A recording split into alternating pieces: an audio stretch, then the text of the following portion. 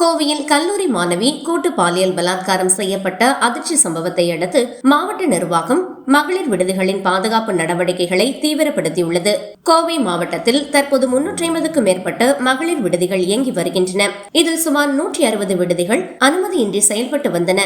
இதையடுத்து மாவட்ட ஆட்சியர் பவன்குமார் தலைமையில் கடந்த ஏப்ரல் மாதம் சமூக நலத்துறை அதிகாரிகள், காவல்துறை, தீயணைப்புத்துறை உள்ளிட்ட பல துறைகள் இணைந்து ஆலோசனை கூட்டம் நடத்தியது. அதில் அனுமதியின்றி இயங்கும் விடுதிகள் உடனடியாக ஆவணங்களை சமர்ப்பித்து உரிய அனுமதி பெற வேண்டும், இல்லை என்றால் கடுமையான நடவடிக்கை எடுக்கப்படும் என எச்சரிக்கை விடுக்கப்பட்டது. இதன் பின்னர் 80க்கும் மேற்பட்ட விடுதிகள் உரிமம் பெற விண்ணப்பித்தன.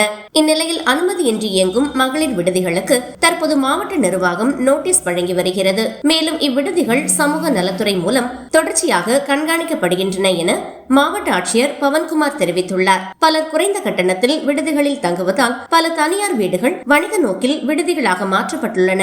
சில இடங்களில் கண்காணிப்பு கேமராக்கள் மற்றும் பாதுகாப்பு நடைமுறைகள் இல்லாததால் மாணவிகள் மற்றும் பெண்களின் பாதுகாப்பு கேள்விக்குறியாகியுள்ளது. எனவே அனைத்து மகளிர் விடுதிகளிலும் கண்காணிப்பு கேமராக்கள் பொருத்துதல், இரவு நேர வருகை புறப்படும் பதிவுகள் பராமரித்தல், பாதுகாப்பு காவலர்கள் நியமித்தல் உள்ளிட்ட நடவடிக்கைகள் மேற்கொள்ளப்படும் என சமூக நலத்துறை அதிகாரிகள் தெரிவித்துள்ளனர்.